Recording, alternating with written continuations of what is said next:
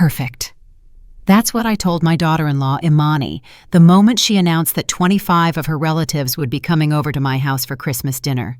Great. I'll be taking a vacation then. As for cooking, cleaning, or serving, you can handle all that yourselves. I'm not anyone's maid. Imani's face went pale, as if she had just seen a ghost. But what she didn't know was that the real surprise was only beginning. My name is Gwendolyn Tate. I'm 65 years old, and for the past 5 years, I've been treated no differently than a servant in the very house I built with more than half of my life. Everything started the day my son Maurice married that woman. From the very first moment she stepped into the house, Imani acted as though I were her personal employee. Gwendolyn, make me a cup of coffee. Gwendolyn, clean this up. Gwendolyn, prepare some dishes for my guests. And I, like a fool, kept doing it. I always thought being accommodating was the way to keep the peace, the way to keep my son close. But eventually, every boundary reaches its limit. And that Christmas moment was the final straw. If you think Imani had already gone too far, just wait until you see what lies behind my announcement. I'll be taking a vacation. Trust me, everything was only getting started. Keep watching for what happens next. To understand why I made that decision, you need to know the story of my life, Kansas City, Missouri. This 2-story house with the wide front porch wasn't just property. It was 30 years of my life. It was where my late husband, Robert, and I poured every paycheck into the mortgage for 25 years. It was where I gave birth to and raised Maurice, our only son. I can still remember the day Robert and I stepped into this house for the first time. It was 1994. I was 35, 5 months pregnant with Maurice. Robert held my hand tightly, his eyes sparkling. Gwen, this will be the place where our child grows up, where we grow old together. But Robert never got the chance to grow old in this house. He passed away in 2015, a stroke, only 3 months after retiring from the Postal Service, where he had dedicated 32 years. In the years after Robert died, it was just me and Maurice. I always thought the two of us would rely on each other forever. Maurice used to tell me, "Mom, you're the strongest woman I know. I'll always protect you, the way you protected me." Then in 2019, Maurice met Imani. The first time my son brought her home to meet me, I had a feeling something wasn't right. Not because Imani wasn't pretty. She was very pretty. Not because of her education. She had a solid college degree. It was the way she looked at this house. Imani's eyes swept across the living room like someone assessing the value of property. She lingered a long time on my wedding photo with Robert. Then on the antique wooden table my grandmother left me. Then on the crystal chandelier I bought when Maurice turned 10. "Your house is so beautiful," Imani said, her voice sweet. So sweet it was. Too much. "It must be worth a lot, right?" Back then, I just smiled it off. I told myself not to be suspicious, that it was just a young woman's compliment. But now, looking back, that moment was when Imani began calculating. If I had listened to my instincts then, maybe everything would have been different. But you know, sometimes we want to believe in something beautiful rather than the truth standing right in front of us. I didn't know that from the moment Imani stepped into this house, my fate had already begun to shift in a completely different direction. Maurice married Imani in the spring of 2020, right before the pandemic erupted. It was a small wedding because of COVID, but Imani still did everything she could to make it Instagram-worthy, her favorite phrase. After the wedding, the two of them moved in with me. "Just temporarily, Mom," Maurice said, "until we save enough for a down payment on our own place." I agreed. I thought it would be a few months, but those few months turned into 5 years. During the first weeks after Imani moved in, she was still polite. "Mom, do you need me to help with anything? Let me do it." But by the second week, everything began to change. One morning, I was making coffee for myself in the kitchen. Imani came downstairs wearing an expensive pink silk pajama set, her hair in a high ponytail, her bright red nails looking as if she had just walked out of a nail salon. "Gwendolyn," she called out to me. Not Mom, not Mother, just Gwendolyn, as if I were someone her age or a household employee. "Gwendolyn, I like my coffee with almond milk and 1 spoon of sugar. Can you make it for me?" I looked up. "You know how to make it yourself, Imani." She smiled, softly, but with something hidden underneath. "I know, but you're already in the kitchen. It's convenient." Convenient. That time I made it for her. I thought, she's new in the family. I should keep the peace. But that convenient slowly became a habit. Every morning, Imani came down and waited for me to make her coffee. Then breakfast. Then doing the dishes. Then washing her clothes. And Maurice's. When I refused, Imani said, "Mom, you're free anyway. Maurice and I work all day. You're retired. You have so much time." Free. As if retirement meant worthlessness. As if being 60 meant I only had one role left, to serve them. And Maurice? My son said nothing. He just smiled gently. "Mom, it doesn't take that long. She just wants a little help." A little, and that little became everything. Some changes don't arrive like thunder. They come as tiny cuts, repeated every day until you no longer recognize who you are. I didn't realize. I was slowly becoming the maid in my own home. And when a change happens little by little like that, sometimes you don't even have the strength to push back. Imani started inviting friends over, not asking me, just informing me. "Gwendolyn, I have 6 friends coming for dinner tonight. Make roasted chicken and salad. They'll be here at 7. She informed me, at 4 in the afternoon, I had to rush to the supermarket, buy everything, then come back and cook in a panic. When the guests arrived, Imani greeted them like the perfect hostess. She led everyone into the dining room where I had carefully prepared every dish. "Try the chicken I made," Imani said brightly. I made. Not a single thank you, not a single acknowledgement of my work. When the dinner ended, Imani and her friends went upstairs to take Instagram photos, and I stayed in the kitchen, alone, cleaning 30 plates, 20 glasses, piles of forks and knives covered in leftovers. Maurice went to bed at 10.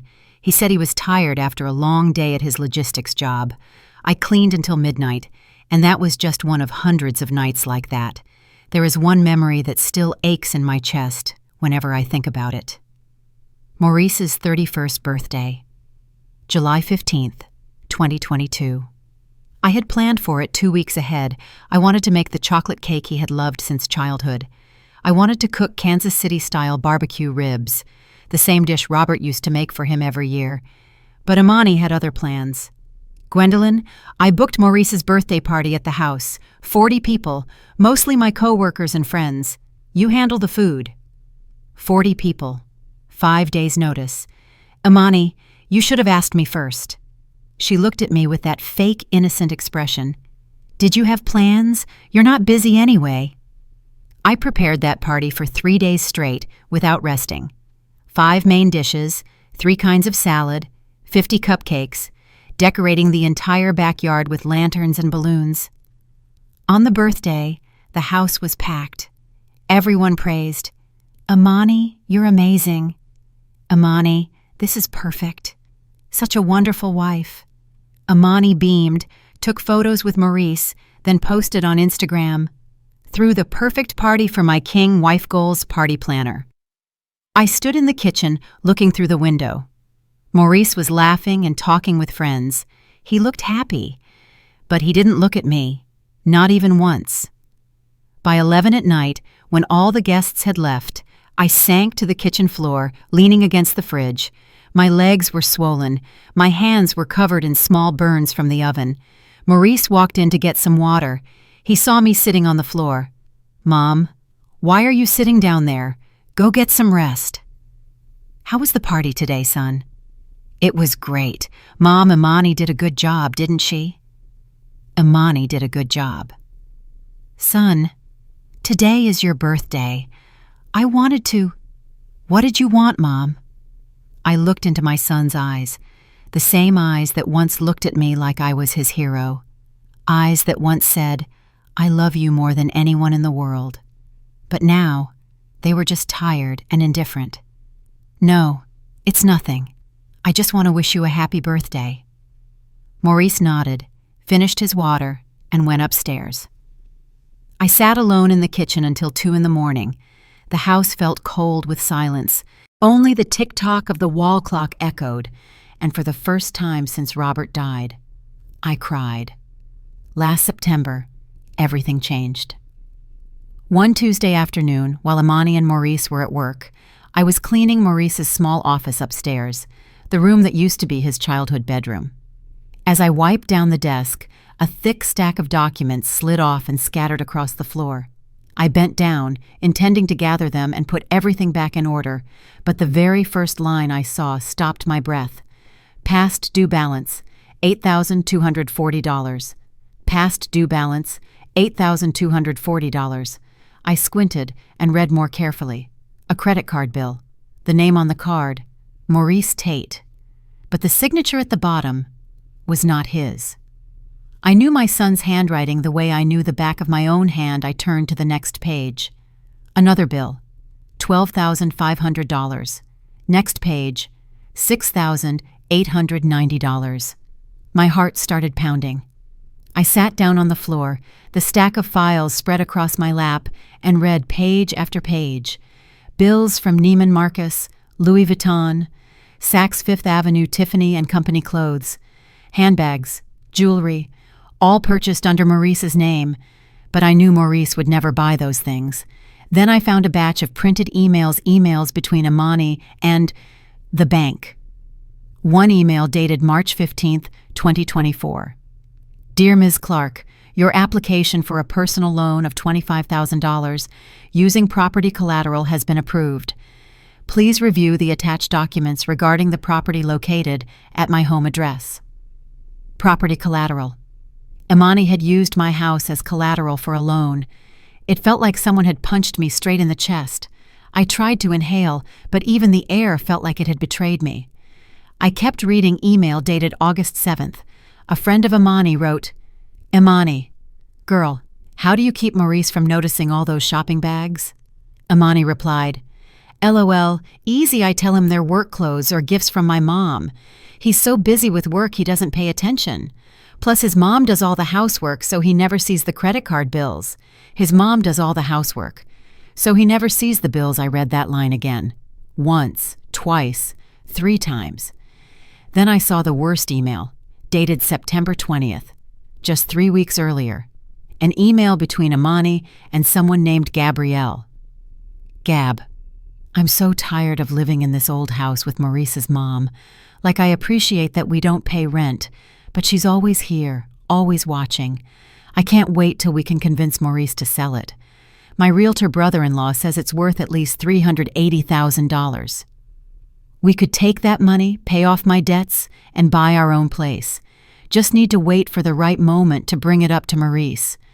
Or better yet, wait till she gets too old and we can put her in a home or something, Loel. Put her in a home. Put me in a nursing home. Erase me from their lives. Neatly.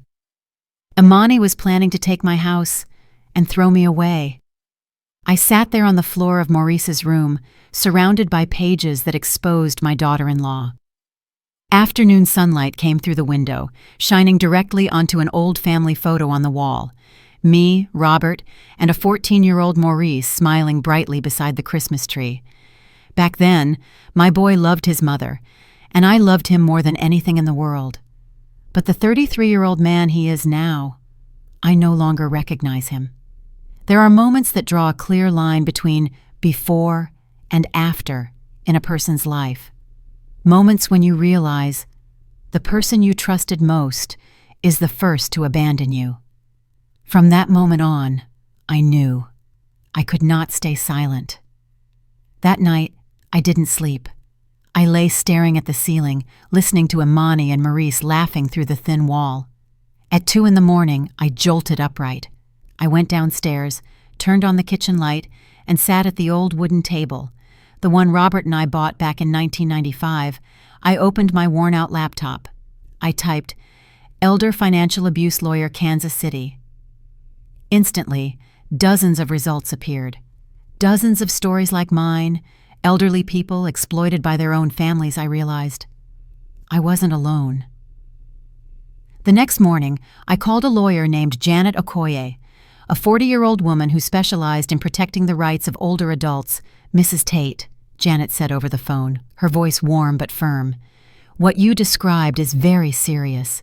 If your daughter-in-law opened credit cards under your son's name without his consent, that is identity fraud. If she used your home as collateral without your signature, that is illegal. What should I do? I asked. First, protect your assets. I'll help you amend the home ownership documents. Then we'll investigate the loans. And my son? I whispered, my voice trembling. Janet was silent for a few seconds. Mrs. Tate, you need to prepare for the possibility that Maurice will take his wife's side. I already knew that, but hearing someone else say it still hurt. The following month, I hired a private investigator, Marcus Webb, 68, a retired Kansas City police officer. Mrs. Tate, Marcus said when we met at a small cafe, you're not the first. Elder abuse by family. It's one of the quietest crimes out there. He investigated Imani for 6 weeks. What he uncovered shocked me and made me laugh bitterly. Discovery 1. Imani's real job. Imani worked part-time at a boutique in Country Club Plaza, 20 hours a week, earning about $1,200 a month. But she told Maurice and her entire family she was an assistant manager making $4,000 a month. Discovery 2. The real debt. Total debt accumulated by Imani, all under Maurice's name. $67,340.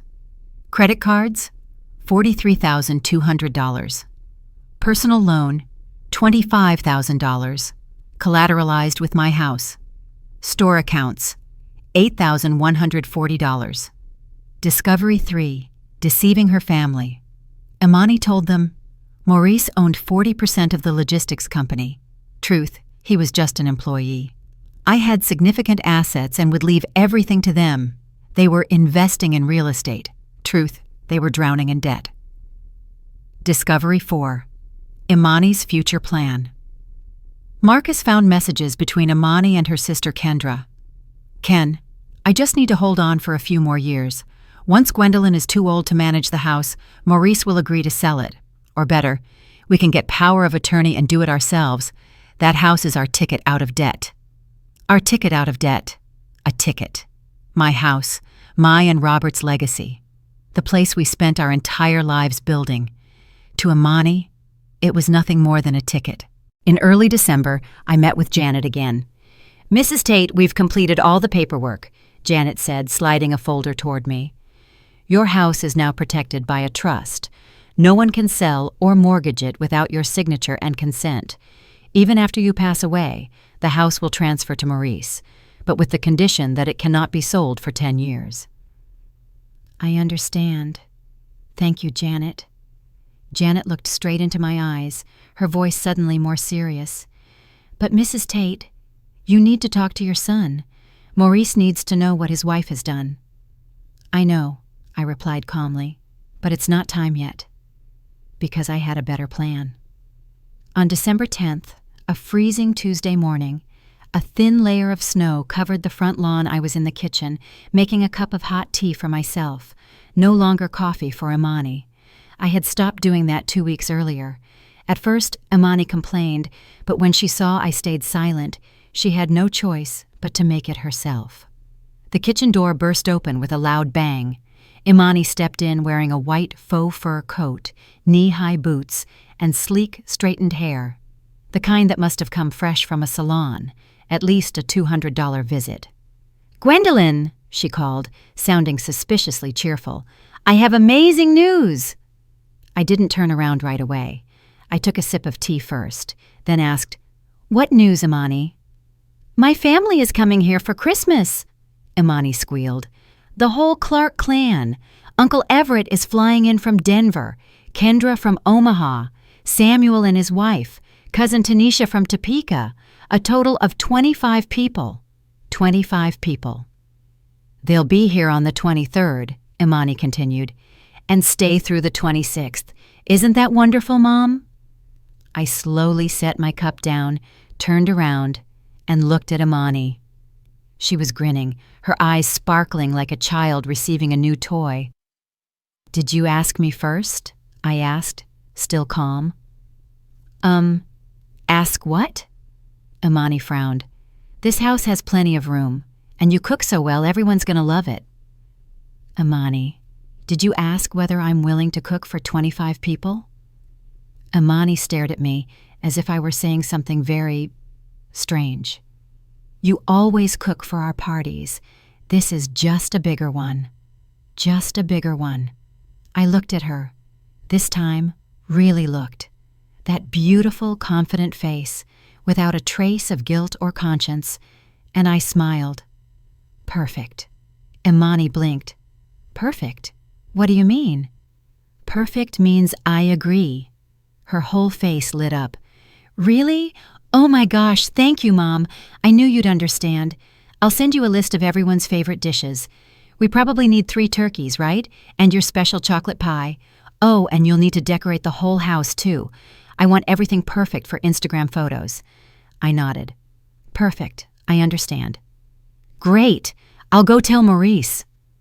Imani turned and rushed out of the kitchen, shouting up the stairs. Maurice! Baby! Your mom agreed! I stayed where I was, alone in the kitchen. I looked out the window, watching the snow fall heavier and heavier. Then I picked up my phone. I called Marcus, the investigator. Marcus, I need you to find contact information for some people, I said. An Everett Clark in Denver, a Kendra Clark Bishop in Omaha, and a Samuel Bishop in Kansas City. What exactly do you plan to do, Mrs. Tate? Marcus asked, and I could hear the curiosity in his voice. I want to send them some documents about their niece's real financial situation. Marcus was silent for a moment, then let out a small laugh. Understood, ma'am. I'll get you the information within a few hours. On December 12th, I began sending emails. Not from my personal account, from a new one I created. The first email went to Everett Clark. Dear Mr. Clark, my name is Gwendolyn Tate. I am the mother-in-law of your niece, Imani Clark. I am writing because I believe you deserve to know the truth about a situation that may affect your family financially. Imani has informed her family that she and my son Maurice are successful and financially stable. However, I have recently discovered documents that suggest otherwise. Attached are bank statements, credit card bills, and loan documents showing over $67,000 in debt, all incurred without my son's full knowledge. I am not writing this out of malice. I am writing because Imani has invited 25 family members to my home for Christmas, many of whom I understand have been asked for financial support for various business ventures. I believe you deserve to know the truth before making any financial commitments. I hope you will treat this information with the discretion it deserves. Respectfully, Gwendolyn Tate. I attached 15 pages of documents, credit card statements, loan paperwork, emails from Imani. I sent the same email to Kendra and Samuel. And then I waited. Do you know that feeling? The feeling of sitting in a quiet house, knowing you're lighting the fuse of a storm that will blow every lie to pieces? I was no longer the silent mother-in-law. This time, I was the one placing the first chess piece, and I was very curious to see how the entire board would fall. On the 14th, I received the first reply from Kendra Clark Bishop. Mrs. Tate, thank you for reaching out. I am shocked and deeply disturbed by what you've sent. I have suspected for some time that Imani was not being truthful about her finances, but I had no proof. I need to verify these documents with my own resources, but if they are accurate, this is extremely serious. My family has lent Imani money on multiple occasions based on her representations that she and Maurice were investing in real estate. May I call you to discuss this further? Kendra. That evening, I called Kendra. Kendra was a woman in her mid-30s, her voice steady and intelligent. She worked as a senior accountant at a major financial firm in Omaha. Mrs. Tate, Kendra said. "I've reviewed everything you sent. I also ran a credit report on Imani. She's my sister, so I've had her SSN for years, and the situation is even worse than what you know." "Worse?" I asked. "Imani borrowed $8,000 from Uncle Everett last year, saying she was investing in Maurice's business. She borrowed another $5,000 from my brother Samuel, claiming it was to secure an office lease. And she borrowed $3,500 from our mother, saying it was for furniture for a new house." "A new house?" I repeated. "Yes. Imani told our entire family that you, Maurice, and she were buying a new, bigger, modern home. She even sent photos from a real estate website." I sank into my chair, dizzy. "Kendra, there is no new house. They're still living with me." "I know," Kendra replied, her voice turning cold. "That's why I called. My sister has been lying to us for years, and now she's inviting the entire family for Christmas for what? To ask for more money? To keep this false image going?" "I believe so too. No, this has to stop." I was silent for a moment, then asked, "Kendra, if I told you I have a plan, a way to expose the truth without me needing to shout or argue, would you be willing to cooperate?" "I'm listening, Mrs. Tate." And I told her the entire plan. When I finished, the other end of the line went silent for a long moment. Then Kendra let out a dry, bitter laugh. "Mrs. Tate, this is the first time in my life I've seen an older woman play four-dimensional chess. I'll cooperate, and I'll inform Uncle Everett. He'll absolutely want to be involved." The next day, Everett Clark called me directly. His voice was deep, commanding, the voice of a man who built his entire life with his own hands. "Mrs. Tate, this is Everett Clark," he said. "I received your email and have spoken to my niece, Kendra. I want to tell you that I am deeply ashamed and angry." "You have nothing to be ashamed of, Mr. Clark," I replied. "You did nothing wrong." "No, I did," he said slowly. "I trusted Imani too easily. She grew up with nothing. Her mother is my sister, a single mother who worked herself to the bone. When Imani grew up and appeared successful, I was proud. I wanted to help, but it seems I only encouraged a habit of deceit. Mr. Clark, I believe Imani needs to face the consequences of her actions." "I agree," Everett said firmly. "And I've spoken with Kendra about your plan. We'll arrive in Kansas City on the 22nd, one day earlier than planned. We want to meet you first. After that, there will be a very serious family conversation with Imani." "I won't be there, Mr. Clark." "You won't be there?" He sounded surprised. "No, I'll be on vacation. It's part of the plan. Imani needs to face her family on her own. No me to blame. No me to hide behind or exploit." Everett was quiet for a long moment. Then his voice softened, warm and sincere. "Mrs. Tate, you are a remarkably strong woman. I hope one day I'll have the honor of meeting you under better circumstances."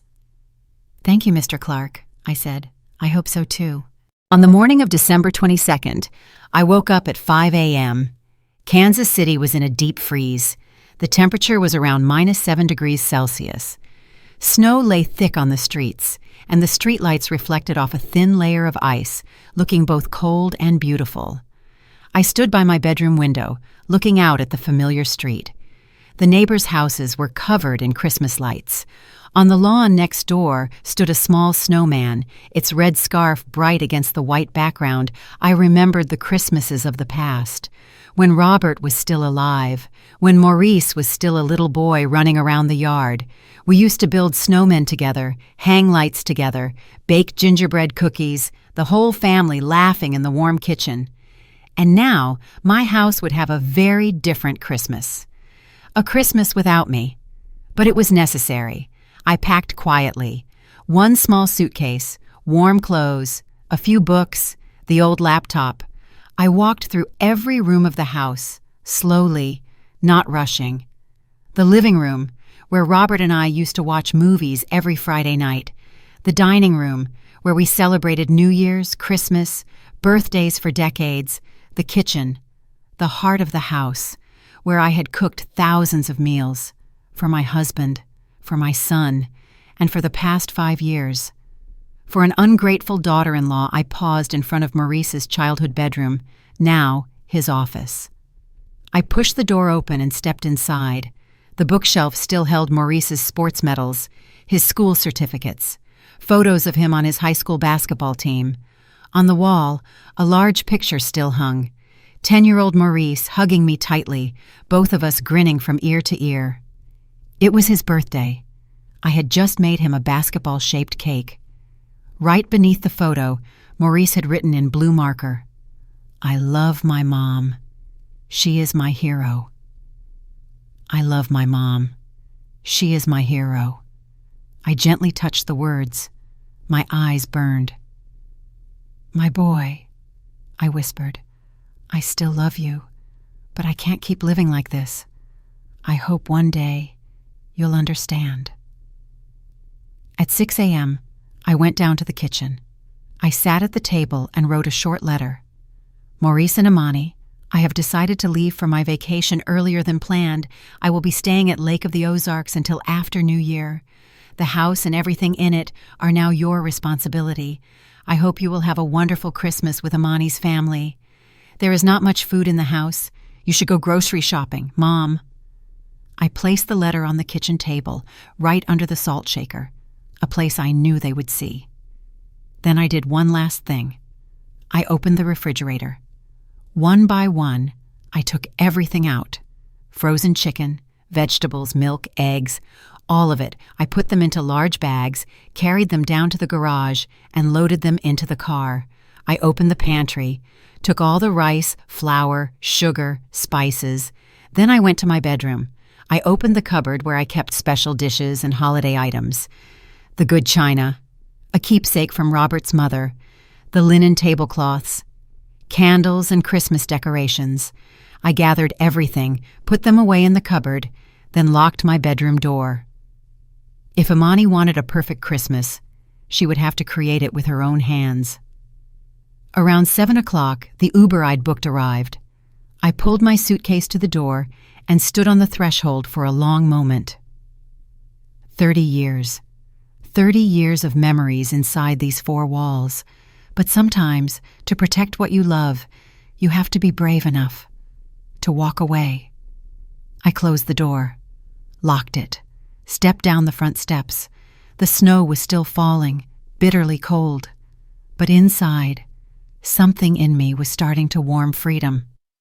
If you've ever done everything for your family, cooked, cleaned, sacrificed, stayed silent, only to be treated like a free service, ask yourself this: if one day you disappeared from that house, what would happen? What happened next was my answer to that question. My phone rang at 10:47 a.m. while I was riding in the car on the way to Lake of the Ozarks, Maurice. I let it ring 5 times before picking up. "Mom!" Maurice's voice was frantic. "Where did you go? You only left a note. Why didn't you say anything to me?" "Hello, son," I said calmly. "I already did. I told you. I'm on vacation." "But Imani's family is coming this afternoon. 25 people, Mom." "I know. So who's going to cook?" That question. A question that was both bitter and very familiar. "You and Imani will cook, Maurice." "But Mom, we don't know how to cook for 25 people, and there's nothing left in the house. The fridge is empty." "Then go to the supermarket," I replied. "But Imani she's crying. She says this is a disaster. She promised her family everything would be perfect." "Maurice," I paused, choosing each word carefully. "I've served your household for 5 years.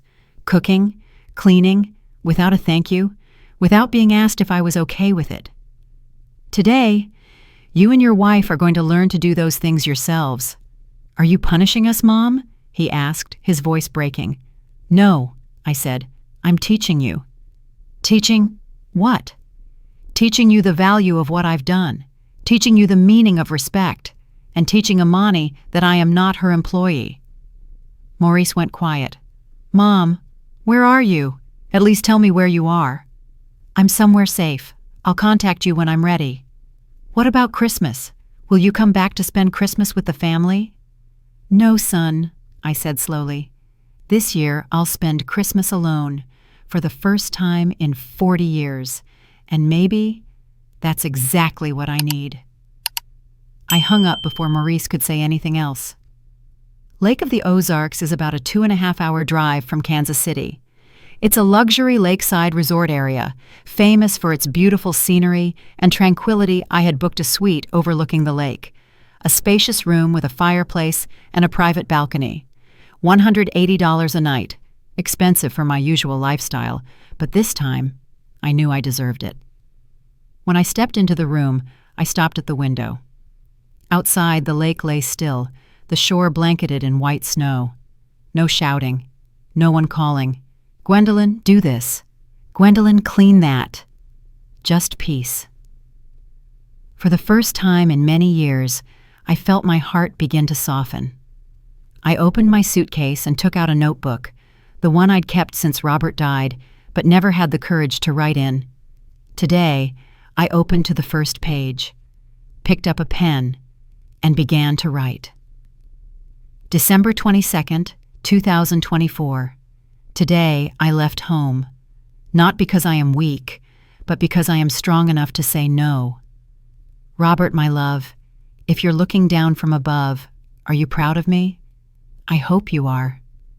Maurice, my son, I still love you, but I need you to learn a lesson about respect, about family, about not letting others exploit your love.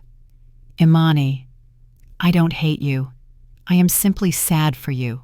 Sad that you live in an artificial world, believing happiness comes from money and image, but you're wrong. Real happiness comes from living honestly, from appreciating what you have, from respecting the people who love you. And now, I'm going to find my own happiness again. I closed the notebook and set it on the table. My phone buzzed nonstop. 23 missed calls, 47 messages. I stared at the screen for a moment. Then I turned it off. In that quiet room overlooking the snow-covered lake, I sat down, poured myself a cup of hot tea. For the first time in a very long time, I was no longer stuck in the role of the maid in my own home. I was just Gwendolyn Tate, and I had just taken my life back. At 5 p.m., the first SUV stopped in front of the house. Everett Clark stepped out, a man around 58, tall and broad, wearing a neatly pressed black overcoat, his heavy footsteps carrying a kind of authority that was hard to explain. Beside him was Kendra, 35, in an elegant suit, laptop bag in hand, her face cold and focused. Maurice opened the door, forcing a smile, but his lips were visibly trembling. "Uncle Everett! Hi, sir! Hi, Kendra!" Everett didn't smile. He stepped fully into the house and looked around, immediately noticing the emptiness. No smell of food, no music, not a single proper Christmas decoration. "Maurice, how are you, son?" he asked in his deep voice. I'm fine, sir. Welcome to—" "Where is your mother?" Everett cut him off. "Mrs. Gwendolyn, I want to see her." Maurice swallowed hard. My mom went on vacation, sir." "On vacation?" Kendra spoke up, her tone sharp as ice. "On vacation when 25 people are supposed to come here for Christmas dinner? There was just a little misunderstanding." Right then, Imani came running down the stairs. She had changed clothes, an expensive red dress, full makeup, hair styled perfectly, clearly done to impress. "Uncle Everett! Ken! I'm so happy you're here!" Her voice was bright, pretending everything was fine, but Everett didn't let her finish. "Imani, we need to talk, right now." The air inside the house suddenly felt colder than the wind outside Everett, and Kendra sat down on the sofa. Maurice and Imani sat opposite. Kendra opened her bag, took out a thick stack of documents, and placed them neatly on the glass coffee table. "Imani," Kendra began, her voice stripped of any sisterly warmth, "I need you to explain a few things." "Explain what?" Imani tried to hold on to a smile, but the corners of her mouth had already begun to twitch. "Explain about $67,000 of debt you've been hiding from Maurice." The living room instantly fell silent. Maurice snapped his head toward Imani, eyes wide. 67,000. What? Kendra, what are you talking about? It's not me talking, Kendra said, sliding the stack of documents toward him. These are the record's credit card statements under your name. A $25,000 loan using Mrs. Gwendolyn's house as collateral. None of it with your signature or consent. Maurice grabbed the folder, his hands visibly shaking. He flipped through each page. Bank logos, debt amounts, his mother's home address. Imani, what is this? Imani's face went pale. Maurice, let me explain. Explain what? Maurice's voice started to sharpen. Explain why there's $67,000 of debt I knew nothing about. Explain why you used my mother's house to get a loan. I needed the money to buy Louis Vuitton bags, Everett cut in coldly. To buy Louboutin shoes? To get $500 hair treatments every month? To maintain that luxury Instagram life you made up? Imani started crying, but it wasn't the cry of someone facing the truth. It was the kind of crying she had long practiced, the kind meant to control people. Uncle Everett, I'm sorry, I just wanted to make the family proud. I wanted everyone to think I was successful. By lying? Kendra cut in. By telling everyone Maurice co-owns a logistics company? That you two are investing in real estate? That Mrs. Gwendolyn has a fortune and will leave everything to you? Maurice turned to her, his voice catching. You told them my mom is rich? That's not all, Everett said, pulling out his phone, opening an email, and reading aloud. Just need to wait till Gwendolyn is too old and we can put her in a home or something. Just need to wait until Gwendolyn is too old and then put her in a nursing home or something. It was like Maurice had been struck by lightning. You wrote that? He asked, his voice hoarse and trembling. Imani didn't answer. She just cried, but this time the tears sounded far more powerless. Maurice shot to his feet and walked out onto the porch. Outside, it was still nearly -7 degrees, but he couldn't feel it anymore. All he felt was numbness. If you were Maurice, on one side is the wife you've defended for 5 years. On the other is the mother you brushed off as too sensitive. When you finally hear the words, put her in a home or something, whose side would you be on? Hold that thought, because in the next part, every mask will fall. At exactly 6 p.m., Samuel Bishop, Imani's brother-in-law, the real estate agent, arrived. Samuel was around 40, with a lean build, neat coat, and professional manner. He stepped into the living room and immediately sensed the thick tension. What's going on? He frowned. Kendra summarized the situation briefly.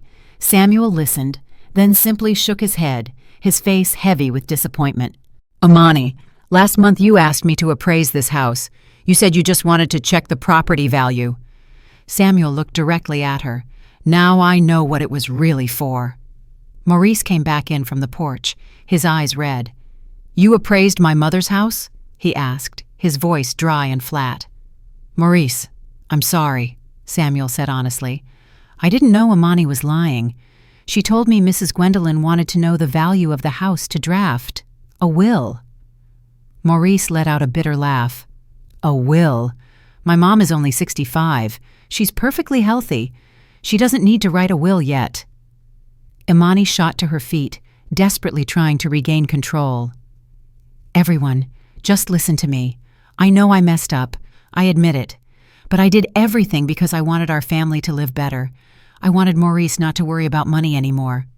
By creating $67,000 in debt? Maurice shouted. By lying to me? By going after my mother's house? I wasn't trying to take the house. I just thought, if we sold it and bought a smaller place, we'd have money to pay off your debt, Maurice cut her off. To rescue that fake, lavish lifestyle you built for yourself. Everett stood up, his tone firm. That's enough. Imani, listen to me. The $8,000 I lent you last year, I want it back next month. The $5,000 Samuel lent you, he wants it back too. Every single dollar this family has lent you over the years. You will have to repay." But Uncle, I don't have that kind of money." "That," Everett said slowly, "is your problem, not ours anymore." From 7 to 9 p.m., more cars arrived one after another in front of the house. Imani's relatives trickled in, cousins from Topeka, aunts and uncles from St. Louis. Imani's mother, Linda Clark, 60 years old, from another part of Kansas City. They all came expecting a warm Christmas gathering, a house full of lights, the smell of roasting turkey, music playing, a table loaded with food. Instead, they walked into a cold, silent house. No smell of food, no proper Christmas decorations, no tree, no festive spread. Only Imani curled up on the sofa, mascara smeared, eyes swollen from crying. Kendra and Everett took turns explaining the truth. Some relatives were angry, some were disappointed. Some just stayed quiet, shaking their heads. No one saw a successful niece anymore, only a woman who had driven herself into a pit of debt, and lies Imani's mother, Linda, sat down beside her daughter. She didn't hug her or pat her back. She looked straight into Imani's eyes, her voice tired but clear. "Imani, I warned you, I told you. Live within your means. But you wouldn't listen. You told me I was old-fashioned, that I didn't understand this generation. Well, do you see the consequences now?" Imani didn't respond. She just cried silently. Around 11 p.m., the house slowly grew quieter. Some of Imani's relatives went to a nearby hotel to rent rooms.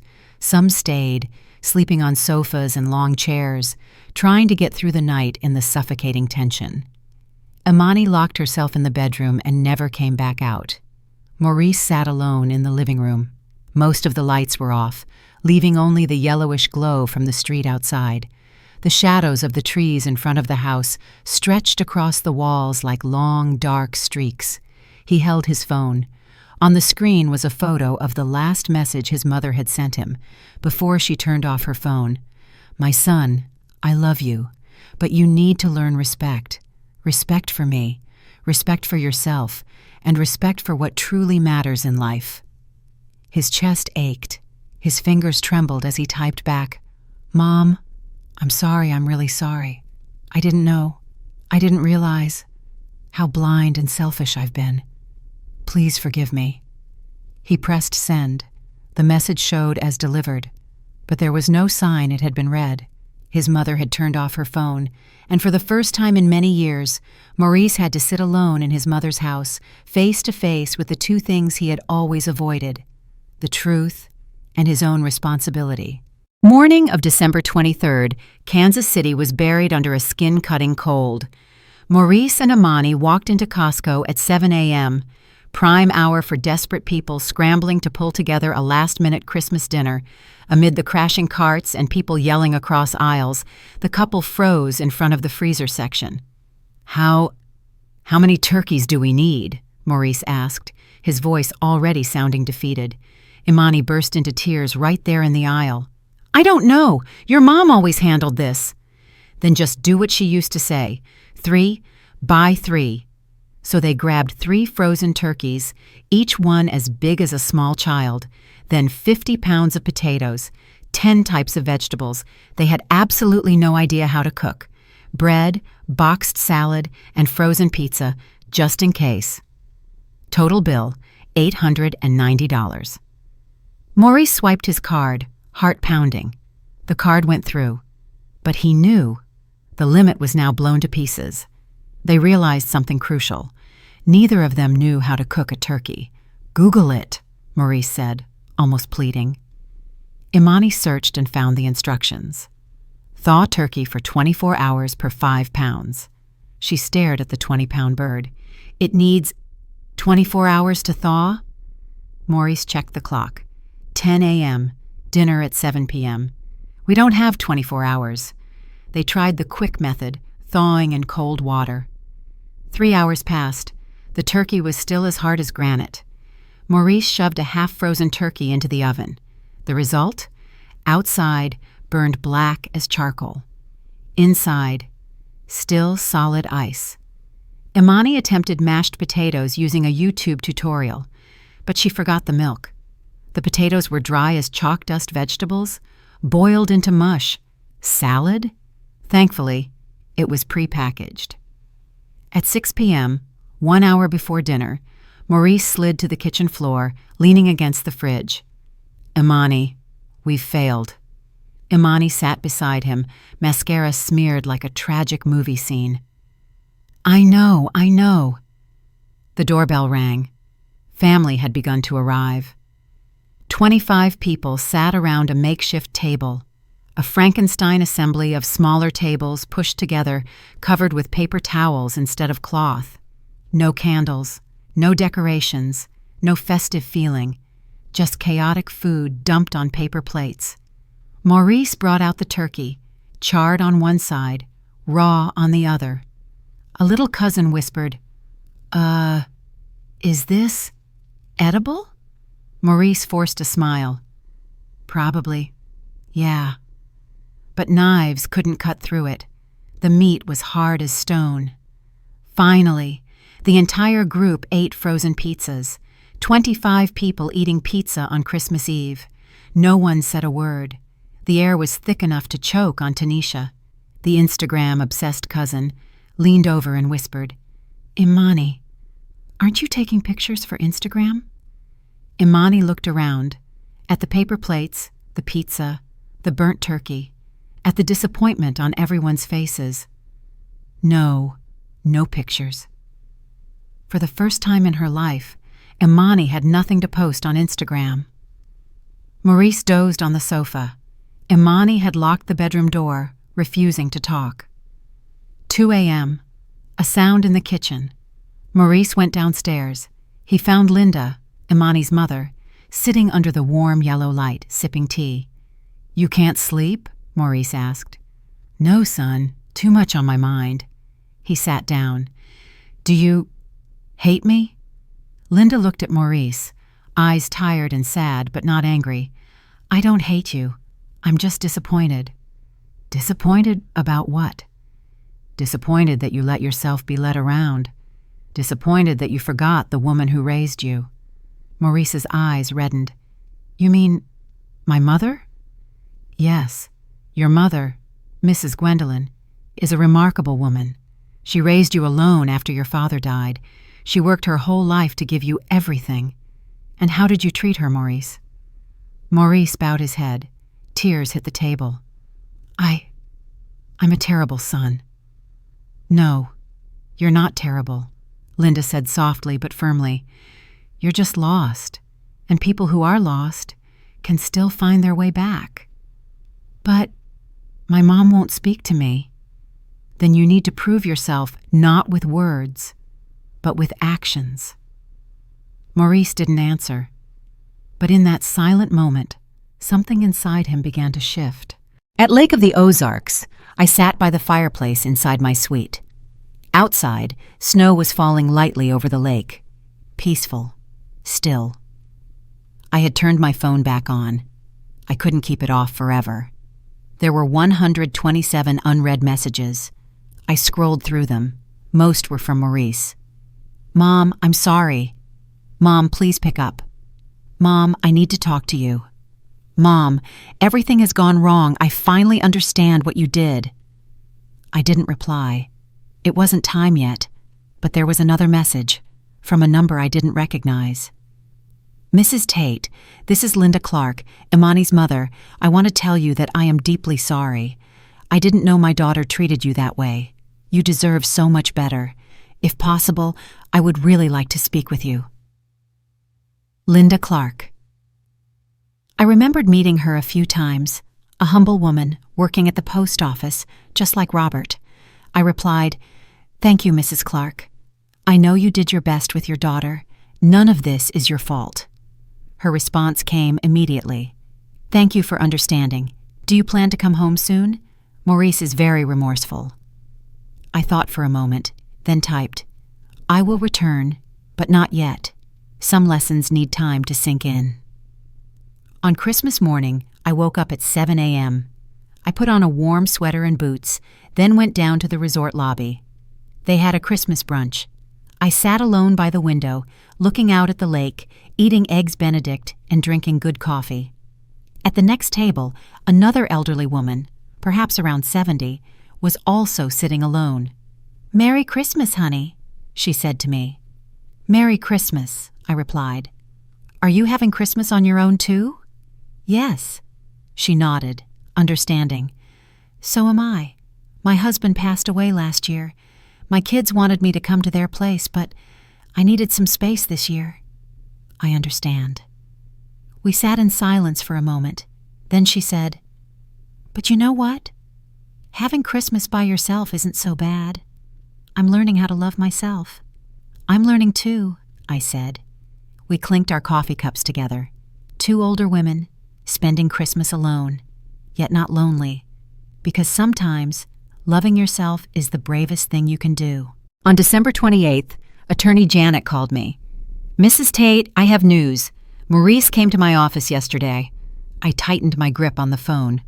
"Maurice came to do what, Janet?" "He wanted advice on how to protect your assets from his wife. He said he found out everything, and he wants to divorce Imani." "Divorce? My son wanted a divorce. Did he say anything about me?" I asked softly. There was a brief silence on the other end before Janet replied. "He cried, Mrs. Tate. He said he betrayed you, that he let his wife take advantage of you, and that he doesn't deserve to be your son." I couldn't say a word. My chest ached, yet felt strangely lighter at the same time. "Janet, give me your office address. I'll be back in Kansas City tomorrow." On December 29th, I drove back to Kansas City. It was still cold, the snow still covering both sides of the road, but the sunlight had returned faint, but clearer than the days before, as if the city itself was trying to breathe again. I parked in front of the house at 2 p.m. The house was still and quiet. Maurice's car was in the garage. Imani's car was nowhere to be seen. I unlocked the door with my key. "Maurice?" I called. No answer. I walked through the living room, then into the kitchen. The kitchen had been cleaned. The floor gleamed, the counters smelled of detergent. No more piles of dishes like the many nights I scrubbed until midnight. On the kitchen table lay a folded note, in Maurice's handwriting. "Mom, if you're reading this, it means you're home. I'm upstairs in the office. I'm afraid to come down, because I'm afraid you aren't ready to see me. Mom, I'm sorry. No word is enough to express how sorry I am. I was blind, I was selfish. I let my wife use you, and I did nothing to stop it. I met with your attorney. I'm going to divorce Imani. I know that won't erase what happened, but I want to show you that I finally see the truth." Imani went back to her mother's house. She understands that everything is over. "Mom, if you don't forgive me, I understand. But please know that I love you. I've always loved you. I just forgot how to show it. Your son, Maurice." I sat down at the kitchen chair. The paper trembled in my hands, and I cried. Not the shattered cry of despair like the years after Robert died, but the kind of cry that comes when a heavy stone finally begins to shift. What do you think? Forgiving a child who ignored you for 5 years, is it weakness or another kind of strength? Hold that answer. Because the moment mother and son finally face each other was coming, I wiped my tears, stood up, and climbed the stairs. In front of the office door, the room that used to be Maurice's childhood bedroom, I knocked lightly. "Maurice, open the door." The door creaked open. Maurice stood there, eyes red, stubble unshaven, dark circles etched deep as if he hadn't slept in days. He no longer looked like the carefree, oblivious man from before. He looked like someone who had walked through a storm he helped create. "Mom." His voice was hoarse. I stepped in, standing before my son. He wasn't the 10-year-old boy clinging to me in the photo anymore. He was a 33-year-old man who had made the wrong choices, who had hurt the one who loved him most, but still the child I held in my arms on the day he was born. "Maurice," I began, my voice trembling. "I can't say it didn't hurt me. It did. For 5 years, I felt invisible. I felt like you didn't love me anymore." "No, Mom." Maurice shook his head quickly, tears falling again. "I've always loved you. You just didn't show it," I finished, gently but clearly. "You let your wife overshadow everything. You assumed I would always be there, cooking, cleaning, enduring, without ever leaving. You took my love for granted." Maurice bowed his head, tears dripping onto the floor. "I was wrong, Mom. I know I was wrong. Since you left, I finally understand how much you carried, and how I allowed someone else to treat you." I stepped closer, placed my hand on my son's cheek, a face that had grown thinner. "Maurice, I forgive you," I said slowly, "but I need you to promise me one thing." "I promise." "Anything," he whispered. "Promise me that. You will never let anyone, not a spouse, not friends, no one, make you forget the value of the people who truly love you. You will never take someone's sacrifice for granted, and you will respect yourself and those who have stood by you from the beginning." Maurice nodded again and again, afraid to lose the moment. "I promise, Mom. I swear. I will never let this happen again." I embraced my son. For the first time in 5 years, I held Maurice and felt clearly this was no longer the man running away, hiding behind a wife and excuses. This was Maurice, my son, finally coming home. 3 months later, March 2025. Maurice had moved out, renting a small apartment in downtown Kansas City. The divorce paperwork was in progress. Imani had to sell all her handbags, shoes, and expensive jewelry to pay off her debts. She moved back in with her mother, Linda. In a small apartment, I heard from Linda that Imani now works full-time at the boutique and takes a second job at a restaurant in the evenings. For the first time in her life, she actually has to work in order to survive. Has she changed? I don't know. And to be honest, that's no longer my responsibility. One warm Sunday afternoon, I was in the kitchen baking. The first time in months I baked because I wanted to, not because someone asked me to. The doorbell rang. Maurice was standing on the porch, holding a bouquet of yellow tulips, the kind of flowers Robert used to buy for me every spring. "Mom, are you busy?" "No, come in, son." Maurice walked in. He looked different, thinner, but his eyes were brighter, as if a weight had been lifted from his shoulders. "Mom, I want to talk to you." We sat down in the living room, the same room that had witnessed so many tense confrontations. "Mom, I've started going to therapy." "Therapy?" I was a little surprised. "Yes, a counselor who specializes in family relationships. I need to understand why I let myself be manipulated like that, why I lost myself." I nodded, a quiet pride rising in my chest. "You're doing the right thing." "And Mom, my therapist told me something. They said I need to rebuild my relationship with you, but not by pretending nothing happened, rather by truly understanding what you went through." Maurice took a small notebook out of his pocket. I wrote it down, all the times I remember you doing something for me, and I never said thank you, all the times I stood by while Imani spoke disrespectfully to you, all the times I chose silence, chose to side with my wife instead of protecting you. He opened the notebook and began to read. November 2021. You cooked a birthday party for 30 of Imani's friends. I didn't help clean up. I went to bed early because I was tired. March 2022. Imani called you Gwendolyn instead of Mom. For the first time, I didn't say anything. July 2022. My birthday. You worked for 3 days to prepare the party. I only thanked Imani. December 2022. Imani told you, clean up after yourself. I laughed and treated it like a joke. The list went on very long. With each line Maurice read, his hand trembled a little more. I have 47 entries, Mom. 47 times I can remember failing as a son. I placed my hand over Maurice's and gently squeezed. Son, The fact that you're brave enough to sit down and look those things in the face, that's already a big step. But it's not enough. I need to do more. What do you mean? Maurice looked up, meeting my eyes. Do you remember when I was 10, I promised that when I grew up, I'd buy you a house by the ocean? I chuckled softly. You were just talking nonsense. No, I meant it. I wanted you to have a place to rest, a place where you didn't have to worry about anything.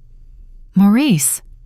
Mom, right now I can't buy you a house by the ocean. I'm still paying off the debt Imani left and the legal fees. But I can do something else. He took an envelope out of his pocket. What's this? Open it. I opened the envelope. Inside were 2 plane tickets to Puerto Rico. You and me, 1 week, in May. I've already requested time off from work. I want to take you on vacation. A real vacation. No one asking you to cook. No one treating you like a servant. Just you and me. We'll talk, we'll heal, and you'll just relax. I looked at the 2 tickets, then at my son, Maurice. You don't have to do this. No, Mom, I do have to. I need to prove that I'm serious, that I want to make things right, not just with apologies, but with actions. Tears fell onto the back of my hand holding the tickets, but this time they were tears of joy. All right, son, I'll go with you. What do you think? A 65-year-old mother who has just reclaimed her dignity, now opening her heart to give her son a second chance. If it were you, after all that hurt, would you be brave enough to forgive and walk forward with your child? Now let's see how Gwendolyn's life changes after she chose to love herself first. That weekend, I received an unexpected email from Everett Clark. Mrs. Tate, I will be in Kansas City for business this week. I'd like to invite you to dinner, not to talk about Imani or Maurice, but simply to meet the woman I have come to deeply respect. If you agree, it would be an honor. Sincerely, Everett. I agreed. We met at an upscale steakhouse in Country Club Plaza. Everett appeared just as I'd imagined, a 58-year-old gentleman, salt and pepper hair, well-tailored suit, but his eyes were much warmer and kinder than his stern exterior suggested. Mrs. Tate, thank you for accepting my invitation. Please, call me Gwendolyn, Mr. Clark. Then Gwendolyn, call me Everett. We sat down, ordered, and talked. Everett told me about his family, about how he built a construction company from scratch, about the times he too had been taken advantage of because of his generous nature. Imani grew up without a father, Everett said, his voice softening. My sister, her mother, is a wonderful woman, but she worked herself to the bone. I tried to help financially, but I could never replace a father. I think that's part of why Imani grew up with such deep insecurity about money and status. Everett, that doesn't excuse what she did, I said. I know, and I'm not excusing her. I just want you to understand. She's not a monster. She's a lost woman who chose the wrong path. I nodded. I understand, and I don't hate Imani. I just can't let her keep using me and trampling over me. And you did the right thing, Everett said, looking at me sincerely. You taught her a lesson no one else could. We talked for a long time. About life. About loss. Everett is also a widower. His wife passed away 3 years ago from cancer. There are times I feel incredibly lonely, he admitted. I have money, a company, a family, and still, I'm lonely. I know that feeling, I replied. We looked at each other, 2 widowed souls, each carrying their own scars, now sitting in a quiet restaurant, sharing a simple dinner. It wasn't love, not yet, but it was a connection, a seed of friendship being planted. Gwendolyn, if you don't mind, I'd like to stay in touch. I come to Kansas City quite often for work. Who knows, maybe we'll have another dinner sometime. I smiled. I'd like that, Everett. Now, as I sit in my house, I look back on the past 6 months and realize something.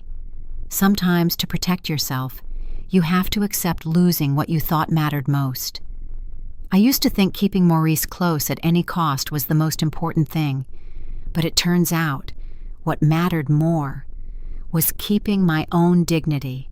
You can't truly love anyone else if you don't know how to love and respect yourself first. For 5 years, I sacrificed my self-respect just to preserve something called family. But a family held together by one-sided endurance isn't family. It's a dependent, toxic arrangement. Elder abuse within families is a silent crime. But you are not obligated to stay silent. If you're in a similar situation, being used by your children, in-laws, or anyone else, you have the right to say no. You have the right to protect your assets. You have the right to demand respect. You are not required to endure just because they're family.